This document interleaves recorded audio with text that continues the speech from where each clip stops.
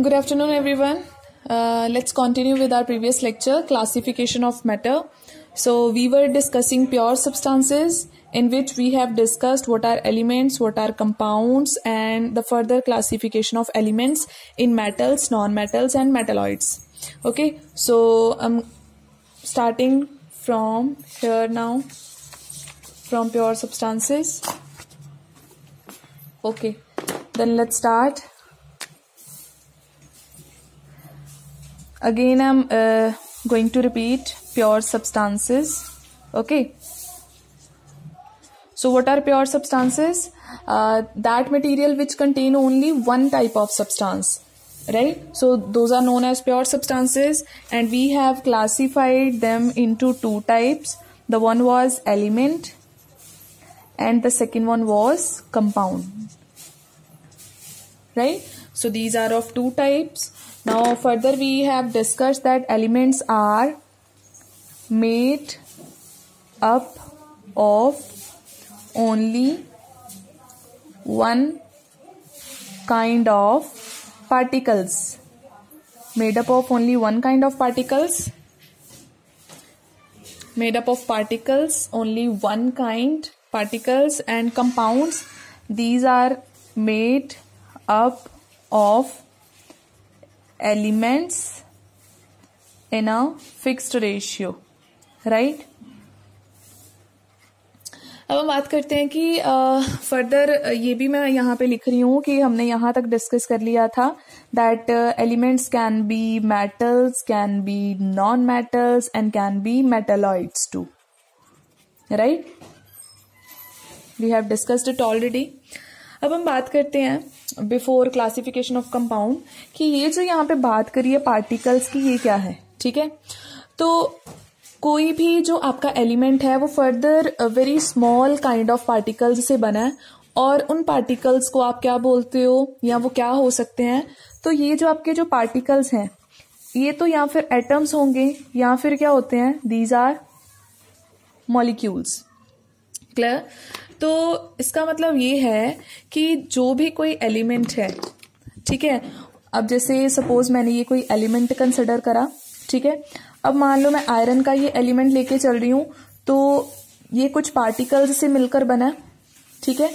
तो ये जो पार्टिकल है ये क्या होगा, आयरन का एटम होगा. आयरन का जो एलिमेंट है वो फर्दर आयरन एटम्स से मिलकर बना है, यानी जो पार्टिकल्स जिनसे मिलकर एलिमेंट आपका बना है वो एटम भी हो सकते हैं और वो मॉलिक्यूल भी हो सकते हैं. अब मॉलिक्यूल किस केस में होंगे? फॉर एग्जांपल आपके पास हाइड्रोजन है, आपको पता है हाइड्रोजन H2 फॉर्म में मिलता है, H2 गैस, ठीक है. तो ये भी फर्दर छोटे छोटे पार्टिकल से मिलकर बना, राइट? तो अब ये पार्टिकल कौन सा है? This one H2 molecule. This is not atom, this is your molecule, right? So इसका मतलब कोई भी एलिमेंट है वो जिन भी पार्टिकल से मिलकर बना है वो पार्टिकल्स आपके एटम्स भी हो सकते हैं, मॉलिक्यूल्स भी हो सकते हैं. डिपेंड करता है कि आइडेंटिटी कैसी है किसी भी चीज की. It all depends upon the identity. So इसका मतलब हमारे पास दो टर्म्स और हो गई जिनको हमें फाइंड आउट करना है कि क्या होती हैं. The one is atom and the second one is molecule, ठीक है. So what are atoms and what are molecules? तो अगर हमें इनको डिफाइन करना तो हम कह सकते हैं atoms are smallest unit that may or may not exist independently. ठीक है. तो आपके पास जो एटम्स हैं वो क्या है? एटम्स आपके पास एक स्मॉलेस्ट यूनिट है. एटम को हम स्मॉलेस्ट यूनिट क्यों बोलते हैं? बिकॉज जो रिएक्शन में किसी भी चीज का अगर पार्टिसिपेशन होता है ना, अगर दो एलिमेंट्स रिएक्ट कर रहे हैं देन एक्चुअल में उनके एटम्स रिएक्ट कर रहे होते हैं. और फर्दर आपको नेक्स्ट चैप्टर में हम डिस्कस करेंगे that atoms are not the smallest unit, it can be further divided because it is made up of electron, proton and neutron etc. But till now आपको कंसिडर करना है कि जो atoms है वो स्मॉलेस्ट यूनिट है, ठीक है. और साथ में मैंने लिखा है दे मे और may not exist independently. That means atoms आपको इंडिपेंडेंटली मिल भी सकते हैं, सिंगल एटम एग्जिस्ट कर भी सकता है और नहीं भी कर सकता. ये डिपेंड करता है जो आपके एलिमेंट पे. अब जैसे एग्जांपल के लिए अगर मैं आपको यहाँ पे बताऊं कि यही एग्जांपल मैं उठा लेती हूँ. आयरन है, आयरन Fe सिंगल एग्जिस्ट कर सकता है इंडिपेंडेंटली, इसको किसी के कॉम्बिनेशन की जरूरत नहीं है। सो ये भी एटम है। और अगर हम बात करें हाइड्रोजन की, तो हाइड्रोजन भी एक एटम है, ठीक है। हाइड्रोजन एलिमेंट है जो फर्दर कुछ स्मॉल काइंड ऑफ पार्टिकल से मिलकर बना है, जिनको आप एटम्स बोलते हो। तो हाइड्रोजन जो पूरा एलिमेंट है वो हाइड्रोजन एटम्स से मिलकर बना है, H एटम से। तो आपको पता है जो हाइड्रोजन एटम है वो इंडिपेंडेंटली एग्जिस्ट नहीं कर सकता, वो सर्टेनली किसके साथ रिएक्ट कर जाता है, वो रिएक्ट कर जाता है दूसरे हाइड्रोजन के साथ to form H2 molecule in its gaseous state, है ना। सो दैट मीन्स कि आपके पास जो एटम्स होते हैं वो इंडिपेंडेंटली एग्जिस्ट कर भी सकते हैं, नहीं भी कर सकते हैं, ये उन पे डिपेंड करता है वो किस एलिमेंट के एटम्स हैं, राइट। लेकिन अगर आपको बोला जाए व्हाट आर मॉलिक्यूल्स, तो हम कह सकते हैं molecules are the smallest unit that can exist independently.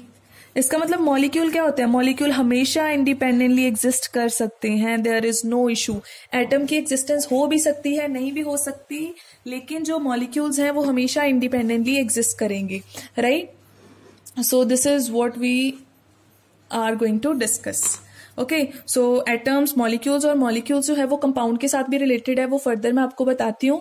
Hope it is clear.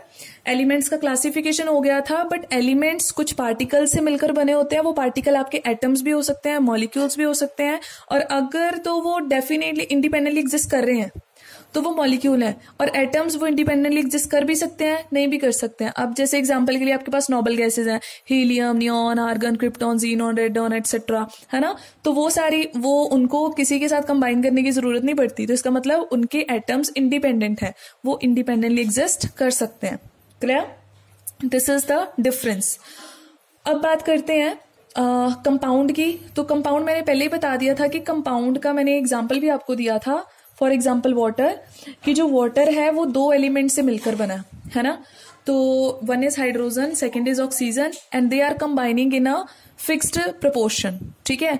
ये नहीं कि कुछ भी अमाउंट मिक्स कर दिया और आपका वाटर बन जाएगा, you have to combine them in a fixed ratio, तभी जो आपके कंपाउंड्स हैं वो फॉर्म हो सकते हैं, right.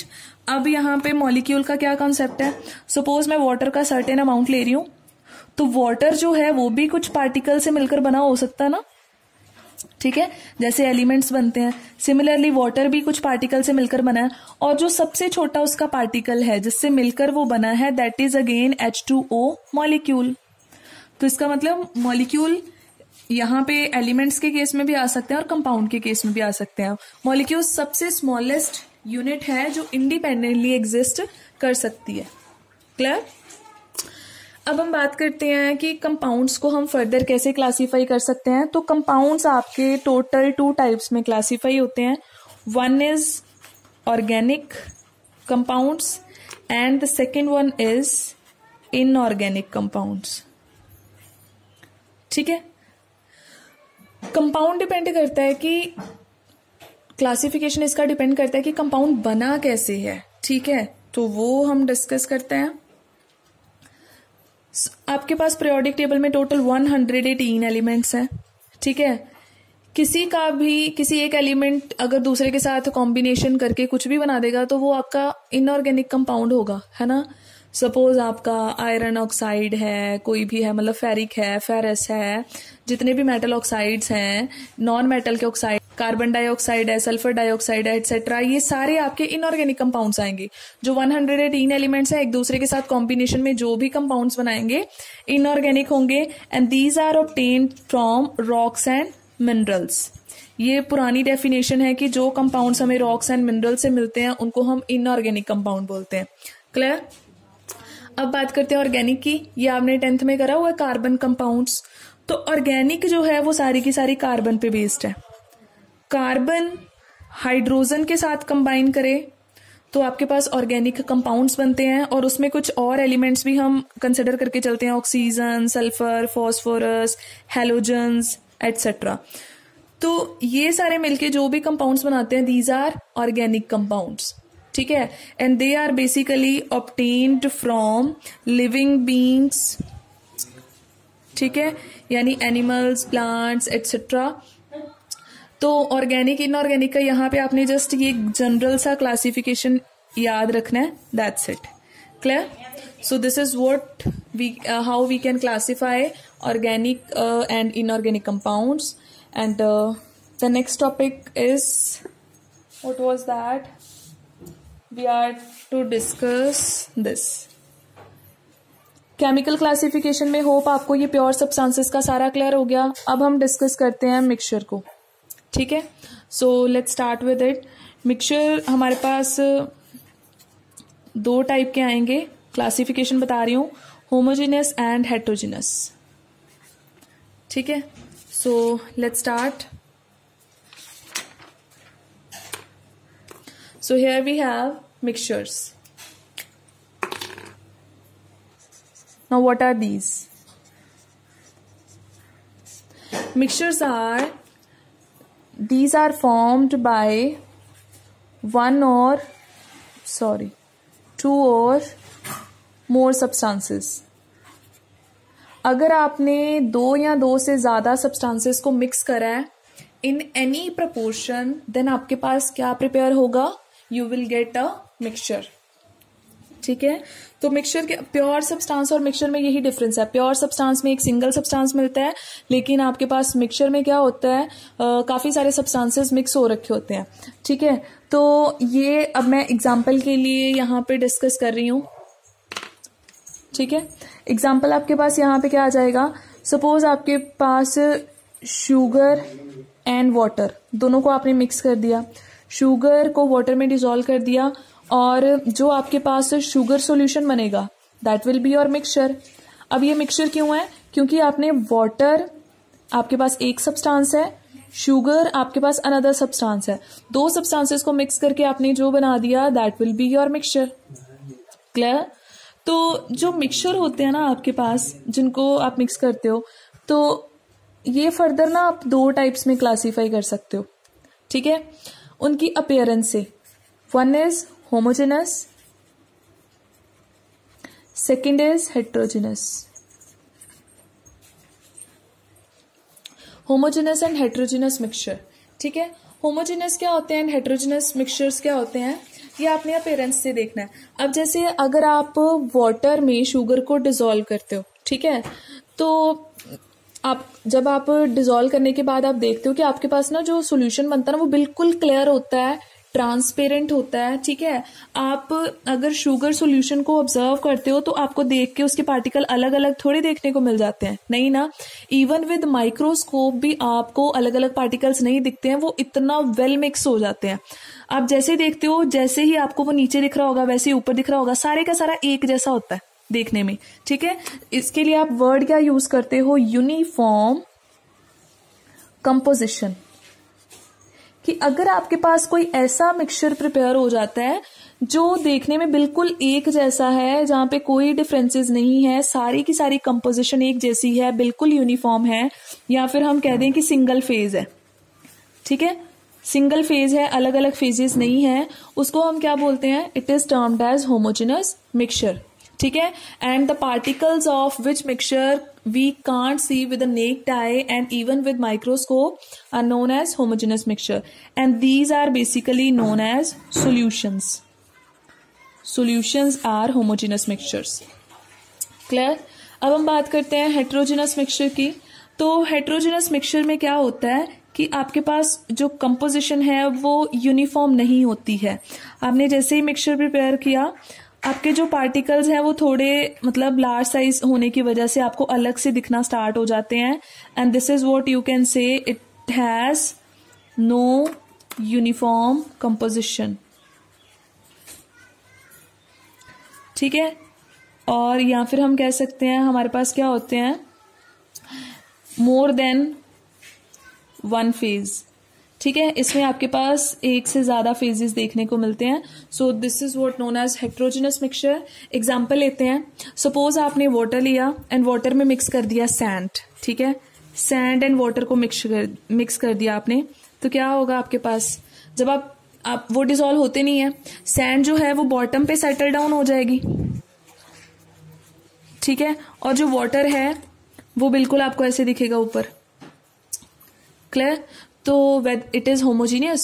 No, it is heterogeneous. Why? Because it has two phases. One is of sand and second one is of water, जो आपको क्लियरली नेक्ड आई से ही ऑब्जर्व हो रहा है कि हाँ भाई इसकी कंपोजिशन सेम नहीं है, नीचे कुछ और है ऊपर कुछ और है, सो दिस इज हेट्रोजिनस। और यही अगर मैं आपसे बात करती हूँ कि सपोज अच्छा मिल्क ले लेते हैं, मिल्क आपको पता है उसमें दो चीजें होती हैं, फैट होती है एंड लिक्विड होता है ना, फैट एंड वाटर। देखने में आपको लगता है कि मिल्क बिल्कुल एक जैसा है, यूनिफॉर्म कंपोजिशन है, तो वो एक होमोजेनस मिक्सचर है। लेकिन अगर हम उसको माइक्रोस्कोप से ऑब्जर्व करें देन उसमें आपको विजिबल होगा कि जो वाटर है उसमें कैसे फैट पार्टिकल्स अलग से आपको दिख रहे हैं। ठीक है, तो चाहे कोई मिक्सचर आपको नेक्ड आई से उसके पार्टिकल्स देखने को मिल जाए या फिर with the help of microscope आप देख सकते हो, then it is known as heterogeneous mixture. और ये आपके पास टू टाइप्स के होते हैं, ठीक है, वन इज कोलॉइड या colloidal sol and second is suspension. Suspension कौन सी है? सैंड वाटर वाली। ठीक है, अगर आपने सैंड एंड वाटर को मिक्स कर दिया देन इट इज सस्पेंशन, जो आपको नेक्ड आई से भी देखने को मिल जाती है। ठीक है, बिल्कुल डिफरेंट फेजेस। और अगर पार्टिकल नेक्ड आई से नहीं देखने को मिल रहे, माइक्रोस्कोप की हेल्प से देखने को मिल रहे हैं, जैसे मिल्क हो गया या फिर आपके पास सोप का सोल्यूशन हो गया, these are known as colloidal sol. यहां पे आपने एक क्वेश्चन करना है, what is the difference in mixture and compound. ठीक है, आपने ये जो टॉपिक है ये करना है खुद से। डिफरेंस आप मेरे को बताओगे, मिक्सचर और कंपाउंड को हम डिफरेंशिएट कैसे कर सकते हैं। Clear? So this is all about the classification of matter, right. अब जो नेक्स्ट हमारे पास इश्यू आता है, मैटर हमने पढ़ लिया है ना कि केमिस्ट्री में उसका क्या रोल है, हर तरह की जो हमारे अराउंड चीज है वो कैसे बनी है, किस चीज से मिलकर बनी है, वो हमने डिस्कस कर लिया। अब हम बात करते हैं फिजिकल क्वांटिटीज की, physical quantities and there measurement. ठीक है, physical quantities and there measurement. अब बात करते हैं व्हाट आर फिजिकल क्वांटिटीज, ठीक है, या व्हाट आर फिजिकल प्रॉपर्टीज। तो किसी भी कोई भी अगर आप मैटर लेते हो कोई भी, ठीक है, अब जैसे मान लो मैंने मैटर लिया, मैंने लिया शुगर, राइट, मैंने शुगर लिया। शुगर की बहुत सारी फिजिकल प्रॉपर्टीज हैं, जैसे उसका वॉल्यूम कितना है, ठीक है, अगर मैं आपसे पूछ लूं मास कितना है उसका, उसकी डेंसिटी कितनी है, तो ये सारी प्रॉपर्टीज आएंगी फिजिकल, जो सिर्फ उसकी मेजरमेंट पे डिपेंड करती हैं, उसकी इंटरनली वो कैसे बना है उसकी कंपोजिशन पे डिपेंड नहीं करती हैं। ठीक है, these are physical one, physical properties of any matter. Chemical कौन सी होती हैं? सपोज मैं आपको बोलूं कि शुगर जो है, अब जैसे यहाँ पे मेल्टिंग पॉइंट, बॉइलिंग पॉइंट, आप जब उसको मेल्ट करते हो शुगर को तो वो सिर्फ लिक्विड फॉर्म में जाती है, उसकी कोई भी जो प्रॉपर्टी है वो चेंज नहीं होती है। जैसे हम कहें कि लाइक शुगर का इंटरनल स्ट्रक्चर चेंज हो जाए तो ऐसा नहीं होता है। लेकिन अगर मैं आपको बोलूं कि शुगर है उसमें मैं सल्फ्यूरिक एसिड डाल दूं तो क्या होगा, है ना, इसको किसी रिएजेंट के साथ रिएक्ट कर दूं तो क्या होगा, तो ये शुगर इनके साथ कैसे रिएक्ट करेगा वो डिपेंड करता है कि शुगर का इंटरनल स्ट्रक्चर कैसा है, उसमें कैसी बॉन्डिंग है, तो दैट मीन्स उसकी फुल नेचर पे डिपेंड कर गया, राइट। तो ये सारी जो प्रॉपर्टीज हैं ये केमिकल होती हैं कि वो किसी भी पर्टिकुलर चीज के साथ कैसे रिएक्ट कर सकता है, right. Now we are to deal only with the physical properties और physical quantities. Hope you are clear, right. तो अब बात आती है फिजिकल प्रॉपर्टीज, आपको क्लियर हो गई ये टर्म। अब बात आती है मेजरमेंट की, ठीक है। तो किसी भी क्वांटिटी को मेजर करना बहुत जरूरी है, मेजरमेंट इज वेरी इंपॉर्टेंट, ठीक है। तो मेजरमेंट के ड्यूरिंग आपने क्या याद रखना है, सपोज शुगर का ही मैं फर्दर एग्जांपल ले रही हूं, आपने शुगर बाय करी 2.5 किलोग्राम, ऐसे ही कहते हो आप, ये तो नहीं कहते 2.5 बाय करी है, 2.5 किलोग्राम। तो यहां पे दो चीजें हैं, एक तो ये किलोग्राम, इट इज यूनिट। कोई भी फिजिकल क्वांटिटी अगर हम ले रहे हैं, चाहे वो वॉल्यूम है, मास है, डेंसिटी है, कुछ भी है, तो उसकी दो टर्म्स होती हैं, एक तो ये नंबर होता है और एक होता है हमारे पास unit, this is your number. तो अगर कोई भी चीज हमने परचेज करनी है, कहीं से भी किसी भी मैटर को परचेज करना है, इंपोर्ट एक्सपोर्ट, ये सारा जो इंपोर्ट एक्सपोर्ट का चलता है, तो विदाउट यूनिट्स तो कुछ नहीं हो सकता, और विदाउट नंबर्स एक्यूरेसी। तो इसका मतलब हमने डील करना है कि ये नंबर की एक्यूरेसी कितनी है, ठीक है, और वो हम डिस्कस करेंगे इन सिग्निफिकेंट फिगर्स। हमारा एक टॉपिक ये हो गया that deals with the numbers, और एक हम डिस्कस करेंगे अबाउट यूनिट्स, राइट। तो मेजरमेंट के टाइम हमने इन चीजों को ध्यान रखना है। अब अगर हम बात करते हैं यूनिट्स की, तो वर्ल्ड वाइड हर कोई कंट्री अपनी ही यूनिट्स लेके चलता है। कोई किसी में मेजर करता है, कोई किसी में। अब जैसे वेट है, कोई किलोग्राम्स लेके चलता है, कोई पाउंड्स में लेके चलता है ना, तो हर एक की अलग अलग यूनिट्स हैं। लेकिन इस चीज को इंटरनेशनली कैसे कवर करा गया? विद SI सिस्टम, ठीक है। वैसे अगर आपको बोला जाए व्हाट इज यूनिट, आपको डिफाइन करना है, तो बेटा यूनिट को आप डिफाइन कर सकते हो, ये एक स्टैंडर्ड है। It is a standard of reference to measure any quantity, any property, ठीक है। अगर आपने किसी भी क्वांटिटी को मेजर करना है तो किस टर्म में मेजर करना है, एक स्टैंडर्ड आपने चूज करके रखा हुआ है जिसको आप यूनिट बोलते हो, राइट। सो अच्छा, अब हम बात कर रहे थे कि इंटरनेशनल लेवल पे जो यूनिट्स हैं वो ऑलरेडी डिसाइड करके रखी हुई हैं, ठीक है। तो हमारे पास स्टैंडर्ड सिस्टम है जो वर्ल्ड वाइड चलता है, एंड दैट इज इम्पॉर्टेंट। उसके अकॉर्डिंगली हमारे पास जो 7 हैं वो फंडामेंटल कुछ हमारे पास क्वांटिटीज हैं जिनमें हमारे पास आती हैं। 1 is mass, next is volume, next is time, then हम कह सकते हैं करंट, ठीक है। और कौन सा रह गया हमारे पास? करंट, एंड देन आ जाएगा इंटेंसिटी, ल्यूमिनस इंटेंसिटी,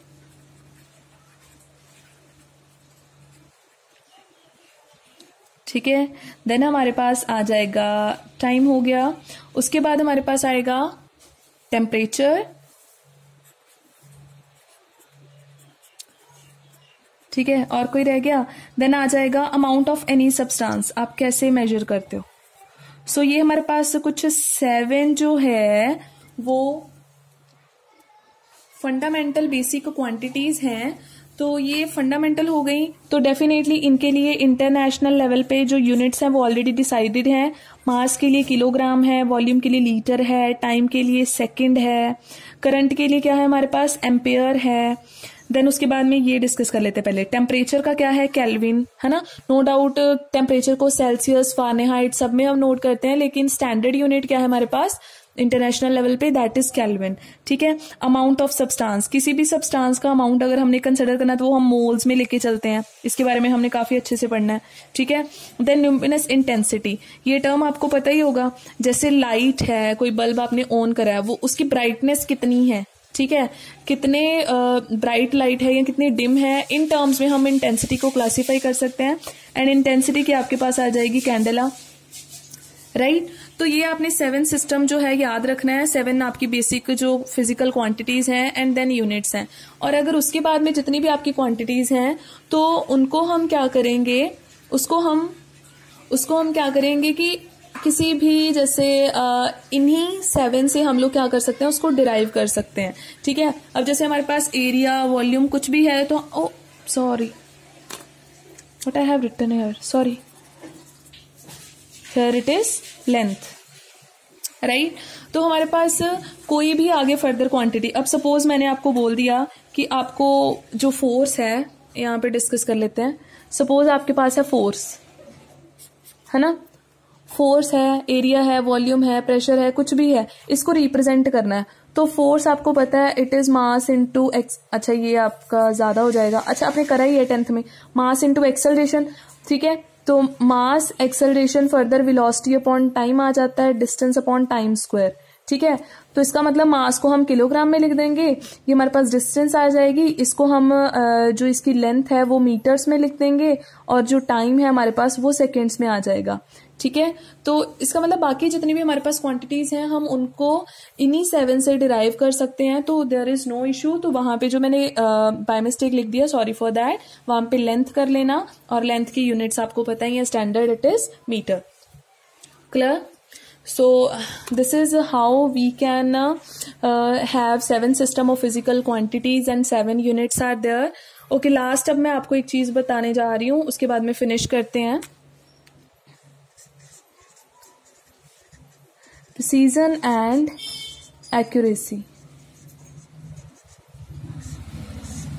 ठीक है.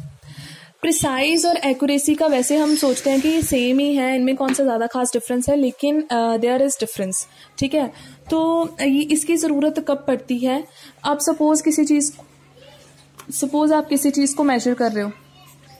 मेजर करते टाइम आप बहुत सी रीडिंग्स लेते हो बिकॉज आपको करेक्ट वैल्यू चाहिए होती है ना. सपोज आपने मेजर किया, आपने फर्स्ट रीडिंग आई आपकी 5.1, सपोज मीटर है, किसी लेंथ को मेजर कर रहे थे. नेक्स्ट टाइम आ गई आपकी 5.2 मीटर. ठीक है. थर्ड टाइम आ गई आपकी 5.3 metre suppose, then 5.4 metre, then 5.5 metre. ठीक है. 5 आपने ऑब्जर्वेशन ली, 5 के 5 बार आपकी अलग अलग रीडिंग्स आ गई. ठीक है. अब आपने निकाला इसका एवरेज. तो जो आपने इसकी एवरेज निकाली, तो एवरेज आपको पता ही है 5.3 मीटर्स आ जाएगी. ठीक है. और सपोज इसकी जो एक्यूरेट वैल्यू है, जो इसकी करेक्ट वैल्यू है, वो कितनी है? सपोज इसकी करेक्ट वैल्यू है 5.32 मीटर. क्लियर? अब इस डाटा से आपको क्या क्लियर होता है? आपने जो 5 मेजरमेंट्स ली और डिफरेंट थी, तो उसकी आपने एवरेज निकाली. और अगर आपकी एवरेज आपकी करेक्ट वैल्यू के बहुत नियर बाय आ रही है, तो हम लोग कह सकते हैं कि आपकी जो मेजरमेंट है वो एक्यूरेट है. ठीक है. आपकी एक्यूरेसी है, हम ऐसे बोलते हैं. लेकिन प्रिसीजन जो है वो थोड़ा सा इससे डिफरेंट है. राइट. तो प्रिसीजन के केस में क्या होता है, अगर हम वो होता है कि आपकी जितनी भी सारी मेजरमेंट्स हैं, जितनी भी इंडिविजुअल मेजरमेंट्स हैं प्रिसीजन की टर्म में, ठीक है, वो सारी क्या होनी चाहिए? नियर बाय, आपस में भी नियर बाय हो एंड एवरेज वैल्यू के भी नियर बाय हो, तो उसको हम लोग कह सकते हैं प्रिसीजन. ठीक है. अब जैसे यहां पे हम बात करते हैं, first reading 5.1, then 5.2, then 5.3. Difference कितना है सब में? 0.1 का डिफरेंस है, ज्यादा डिफरेंस नहीं आ रहा. तो इसका मतलब सारी वैल्यूज एक दूसरे के काफी क्लोज हैं और एवरेज वैल्यू के भी काफी क्लोज हैं. तो दैट मीन्स ये रीडिंग हम प्रिसाइज भी कह सकते हैं.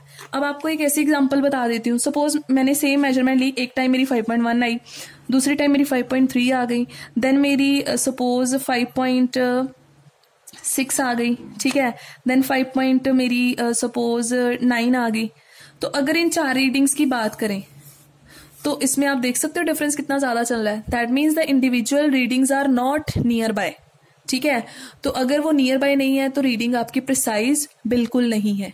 इंडिविजुअल रीडिंग्स नियर बाय होनी चाहिए. और अगर हम बात करें एक्यूरेसी की, तो अगर हम इसकी एवरेज निकालते हैं 4, 13, 19, so it will be, we get 5.4 something, 5.45 और नियर बाय दिस. ठीक है. तो इसका मतलब प्रिसाइज तो बिल्कुल नहीं था, क्योंकि जो इसकी इंडिविजुअल रीडिंग्स थी वो काफी एक दूसरे से दूर थी. प्लस अगर हम बात करें तो एवरेज, सपोज इसकी करेक्ट वैल्यू यही थी 5.32, तो इसकी जो एवरेज वैल्यू हमने निकाली, वो जो एवरेज है वो करेक्ट वैल्यू से भी काफी दूर है. ठीक है. एवरेज के नियर बाय भी नहीं है, तो इसका मतलब ये एक्यूरेट भी नहीं है. होप इट इज क्लियर ना. एक्यूरेसी और प्रिसीजन आप कैसे फाइंड आउट कर सकते हो कि जितनी भी आपने मेजरमेंट्स ली हैं वो कैसी हैं. Right. So this is the whole system with the measurement. अब इसके बाद में हम टॉपिक करेंगे नेक्स्ट सिग्निफिकेंट फिगर्स का. Right. This is all about today's lecture. Bye bye. Thank you.